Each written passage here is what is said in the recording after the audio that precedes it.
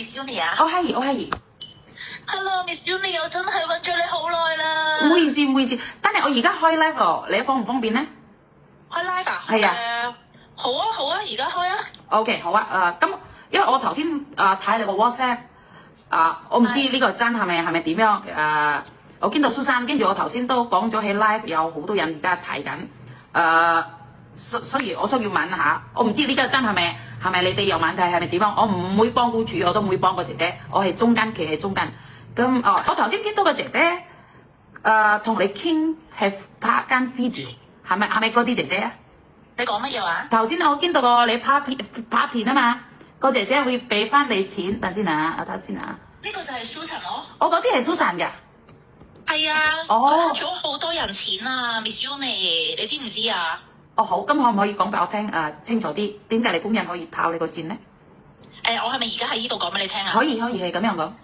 嗱，就係咁樣嘅，我用緊一個工人，跟住佢咧就走咗，咁佢走咗啦。好。個工人姐姐走咗，咁我咧就冇工人用啦。咁冇工人用，我都係會跟住咁樣照喺 agent 嗰度請。係。咁照喺 agent 度請咧，咁我第一個工人咧就同我講，請咗大約14日度啦，佢就話俾我知個工人姐姐肺癆嚟唔到香港，咁 OK，咁我就轉啦，我就再等啦，我就等，咁我等第二個工人咯喎，我等到去佢已經係等咗個幾兩個月啦，去到就嚟佢話月尾咧會嚟香港，月尾會嚟香港，跟住咧5月29號會嚟香港，咁我就5月27號問佢，咁我喺邊度接姐姐啊？我喺邊度接佢？我驚佢唔識路啊！點知間 agent 就同我講。姐姐話自己受咗傷嚟唔到香港。哦 ，OK。係啦，咁 OK 啦。咁我已經等咗，我由3月12號等到去5月27號，你都同我講冇工人。咁我係一個單親媽咪嚟嘅。你知唔知咩叫單親媽咪啊？即係我自己一個帶住一個5歲嘅小朋友。咁我自己要開工，我自己要揾錢㗎嘛。Miss Uni 冇錢點樣養小朋友咧？係咪？咁好啦，咁我真係冇辦法。咁我咧有個客人啦。我自己開鋪頭嘅，咁我有個客人咧就同我講，佢啱啱請咗個新姐姐啊。個姐姐叫華華有個 friend，佢係等緊 visa 㗎，好安全㗎。我就問佢啦，會唔會唔安全㗎？你等緊 visa，佢梗係唔會啦，我一定揾到佢㗎。我可以叫佢幫你翻住 part time 先啦，佢都等 visa，佢好安全㗎。咁樣同我講，一定揾到佢㗎。咁 OK 啦，咁我就用咗呢個 Susan 啦。咁呢個 Susan 嚟到我就真係尖沙咀接佢嘅。咁我喺尖沙咀接咗佢翻嚟啦。咁第一日、第二日都冇嘢嘅。第3日朝頭早，我打電話俾佢，佢已經消失咗啦。哦 ，OK。咁我已經即刻咧，我喺鋪頭，我翻緊工㗎，我即刻翻屋企。咁我檢查啦，檢查自己啲手袋喺唔喺度。啲手袋喺度。就咁睇咧就冇唔見嘢，但係咧發現之後咧。就發現唔見咗我個仔咧就係6月1號生日嘅，咁人哋咧就俾咗啲利是佢，利是錢啊，嗰度都萬幾蚊㗎。OK。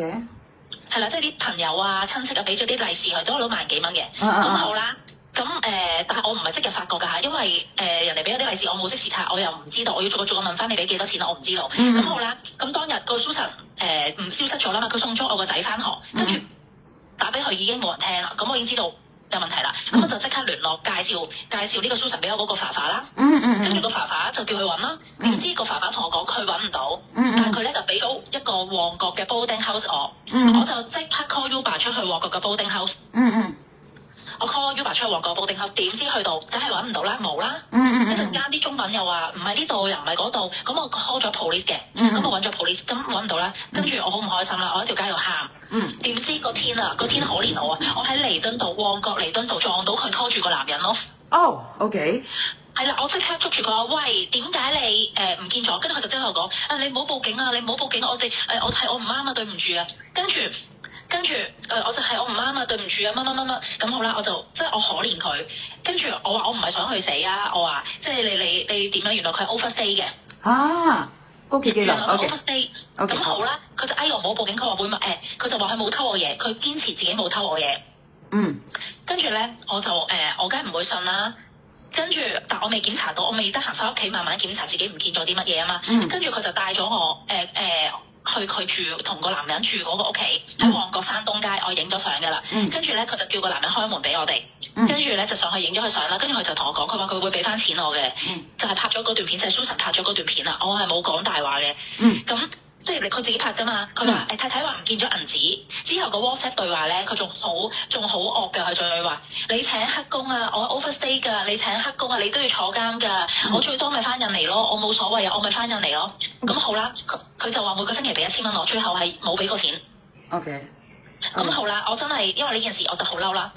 咁我鋪頭即係我估你去好犀利，咁我就好唔開心。我好多印尼姐姐 friend 㗎，即係我都同啲印尼姐姐講，啲印尼姐姐就幫我啊，即係話你去揾 Miss Uni 啦，佢好好人㗎，你去揾佢幫你啦。佢喺 TikTok 嗰度好多姐姐睇佢㗎，佢可以幫你。個姐姐真係好衰啊，點樣咁樣講俾我聽啦。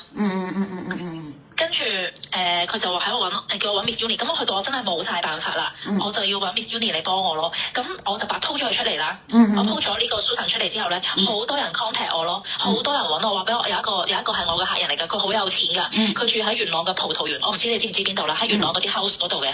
佢嗰陣時佢媽咪入咗醫院，佢自己身體有事，就係咁樣個姐姐又係原本嘅姐姐又係啦走咗啦，咁佢冇工人就要請 part time 啦，即係我哋冇辦法啦，要照顧佢媽咪老人痴呆。呢個 Susan 偷咗佢20幾萬咯。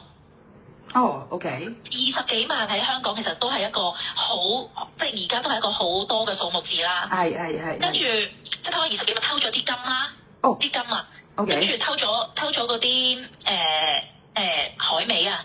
即係嗰啲花膠啊、燕窩啊嗰啲，咁即係然之後呢個姐姐，即係呢個葡萄園呢個太太就同我講，呢就係呢個 Susan 啊，我認得佢偷咗我媽咪幾多錢啊。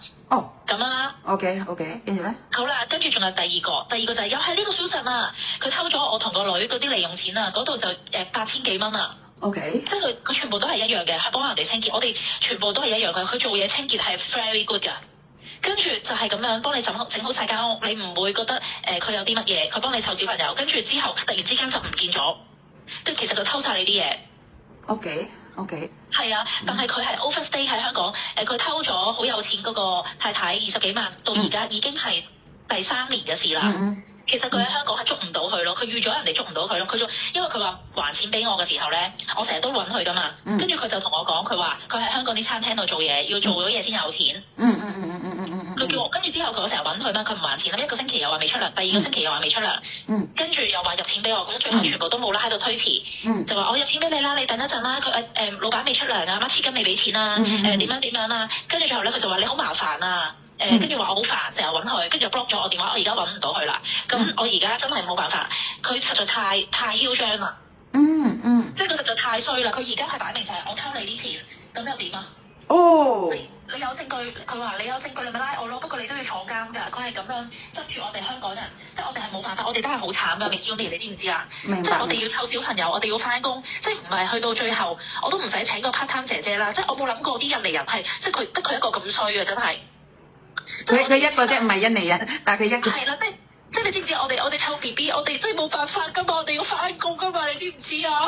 明白。即係佢偷晒我哋啲嘢，即係我哋要湊 BB，我哋唔喺屋企先要請個姐姐嚟幫手，但係你偷晒我哋啲錢啊！明白。跟住你仲要好衰咁樣同我哋講，即係我都即係已經係喺鋪頭嗰度，我貼晒佢個樣出嚟。即係有啲姐姐喺 Facebook 度同我講，如果我見到佢啊，我話俾你聽啦。我成日我如果喺街度見到佢，我即刻通知你，你唔使俾3000蚊我啦，我唔要錢啦。即係因為我擺咗出嚟，我話如果有人哋捉到佢，你只要報警影住佢，我會俾3000蚊當多謝人哋。即係佢咁樣係每日喺香港度係害緊好，即係喺度害緊好多家庭㗎嘛。你明唔明啊？明白。等先啊，我解釋俾印尼姐姐先，因為好到而家印尼人睇住㗎，好冇？我可以傾埋個 WhatsApp 對話俾你睇，我同佢講，我話你再係咁樣，我會揾 Miss Uni 嘅，跟住佢就話揾啦 ，Hi，叫我揾 Miss Uni 啦，Miss Uni 會問你點解你會揾我做嘢，點解我會喺你屋企咯，佢跟住咁樣咯，即係佢而家係咁樣嘅態度咯。唔係，其實講真，你做嗰啲係唔啱，但係唔應該印尼人對我其他人咁樣。但你講真，你做嗰啲係唔啱嘅，因為唔可以做 part time。我先係講俾姐姐聽，唔可以做 part time， 唔可以攞 part time。但係唔緊要啦，呢個錯咗，我冇話你。但係問題呢個咧講緊印尼人偷嘢，我係印尼人，我點樣係印尼人？我唔中意咧有人講印尼人偷嘢，因為第一個人偷影響好多工人姐姐，明唔明我意思？我知道我哋咁樣係唔啱，但係其實我真係唔想咁樣做。我已經係俾啲 agent 玩到係，我已經有乜可能我俾咗錢，我俾成18000蚊，我等咗2個幾月我都冇工人姐姐咧。即係我全部都請，我真係請人嚟姐姐。跟住第一個就同我講肺癆 ，OK。第二個就同我講話咩臨到香港之前2日先同我講話受咗傷嚟唔到。咁我唔問你，你都唔同我講你受咗傷嘅。即係我哋香港人係真係已經冇辦法啦，你知唔知啊 Miss Uni？ 我明白呢度，因為其實咧好多個 agency 唔係都唔需要咁樣做，但係咁啱你唔好彩咯。所以我明白㗎，所以我都冇講乜嘢。但係講真，攞嗰啲 part time 第一係危險乜嘢啊？因為試過一個工人姐姐做 part time，佢走咗喺洗手間，死咗喺洗手間㗎，有一個 case 㗎。個姐姐咧，所以好危險，唔緊要。而家我講俾你聽啫，其實攞個屋企嘅攞個工人姐姐係要危險俾你自己。第一你唔安全，如果佢偷嘢，你可以做乜嘢啊？乜都做唔到。要求佢偷嘢啦，要求佢他出有問題，佢死咗喺你屋企，你都有問題，係咪先？所以而家冇問題啦，俾你經驗，但係希望你個朋友邊個都講俾佢哋聽，千祈唔好攞 part time， 千祈唔好攞 part time， 因為我講真，我會邊個都問我 part time， 我 say no 㗎，你點樣做都我會 say no 㗎。第一，僱主冇人幫手保護僱主，如果偷嘢你可以走喺邊？但係你都要 report 嘅。你可以講我唔知佢係機佢嘅樓，其實你可以 report 嘅，俾警察嘅。可以 report 俾警察乜嘢啊？因為佢偷嘢咯。但係而家係佢喺度偷嘢嘅時候，咁佢喺我嗰度做嘢嘛，咁我而家即係如果我 report 俾警察，咁警察咪會拉我咯？唔係咁樣嚟嘅，唔係咁樣嚟嘅，因為之前都有一個咁樣嘅，個姐姐走咗係個僱主屋企，都冇話邊個賴邊個咯。打 record 㗎嘛，講俾你聽下次唔可以㗎嘛，你係第一次啊嘛，你明唔明啊？係啊，因為我真係你真係可以講我唔知㗎嘛，我唔知佢嘅樓，有人介紹，你講晒咯。所以呢個嘢咧 stop by you 咯，呢個人偷嘢咧 stop by you 咯。其實香港個警察講真，佢哋識做嘅嘛，佢會保護你哋啊嘛。唔知道㗎，就係我報警嘅時候，嗰個警察都我因為第一日去個 booking house 嗰度揾姐姐嘅時候，我都有報警㗎。跟住嗰啲警察都話你到時去警察嗰度，你落口供要小心啲啊！你唔好話請佢啊！警察都叫我唔係請咯，唔係請咯，可以當自己個朋友㗎嘛。咁你當自己朋友信佢係你屋企㗎嘛。佢都你有冇俾錢佢冇㗎嘛？佢偷嘢啊嘛，你冇俾錢啊嘛。你知唔知啊？點樣叫 part time 咧？因為你俾錢，你有個 transaction， 你未俾錢佢，你對標係叫佢喺你屋企咯。係啊，所以點解咧？好多人驚咧，所以我成日講唔好聽嗰期嘅樓，掹得好大，唔好話佢嗰期嘅樓啊！工人姐姐單緊 visa 都唔可以做 part time， 好危險。我而家真係好慘啊！真係好多謝你啊 ，Miss Julie， 好多謝你即係幫我啦。係啊，因為而家咧，我唔係幫你㗎，我其實唔係幫你。即係幫我開呢個 live 話，即係我都唔係想要翻啲錢啊！佢係真係我即係嗰個我就只係唔想靠一個香港人再咁樣。我已經唔係想要翻啲錢，我直頭係我自己再攞多3000蚊錢出嚟。如果有人捉到佢，我願意俾3000蚊呢個人。OK，因為嗰個姐姐即係我嗰個好有錢扮優戶灣嗰個太太，佢都話我諗住嗰陣時算數啦，個 Susan 喺度喊，即係冇拉到佢。開頭佢都好似我未點算屋企唔見咗幾多錢㗎嘛，佢就放走咗佢。即係而家佢就估唔到出嚟害下一個人，嗰個人點知係我啊？我同佢係識㗎嘛，即係佢估唔係咁樣咯。即係佢係真係好過分咯。佢就同我講：你咪揾 Miss Uni 咯。我驚乜嘢啊？我冇偷錢㗎。佢一定話自己係冇偷嘅。知道。我捉到佢嘅時候，佢都喺度喊㗎，喺度話我冇啊，一係咁話自己冇。我淨係諗住好攰，想翻去按摩，所以我先至走咗。係我唔啱，但係我冇偷你嘢㗎。佢係咁樣咯。咁要而家講俾你聽，我唔係幫你幫佢，但係我講真，做 part time 唔可以，兩邊都錯。但係我冇面啊，我覺得我自己印尼人，我冇面啊，因為偷嘢唔係第一次嘅，如果係第二次、第三次，即係因為真係寫咧印尼人啊嘛，我代表我自己係印尼人，我覺得我 feel 到係唔好意思啊，對唔住啊 ，sorry 啊，我可以咁樣講。如果 Susan 而家聽我個 live， 我希望 Susan 都聯絡我，因為點解咧？我成日我唔知咧有冇人講俾你聽，我成日幫個高企嘅樓，如果佢走咗，我成日送佢嗰啲嘢翻印尼㗎，所以我而家講俾蘇生聽，真係冇咁樣做。點樣可以整佢翻印尼啊？佢真係喺度害人咯。唔係啊，唔可以逼人翻印尼，除非佢走咗，除非佢走咗。佢唔會翻印尼㗎啦，唔會嘅，佢喺香港好耐㗎啦，佢係諗住叫 overstay 㗎。唔係啊，如果佢走咗，肯定翻印尼，肯定嘅。因為我幾個姐姐23年冇聯絡屋企人，佢走咗都要翻印尼嘅。所以我而家同蘇珊講，冇單你有問題，跟住叫人幫手。呢啲世界咧，蘇珊我講俾你聽，會還翻嚟嘅。你做乜嘢啊？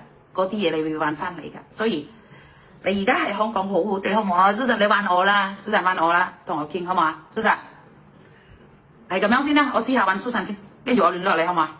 好啊，唔該晒 thank you 啊，多謝你哋 Junior，thank you。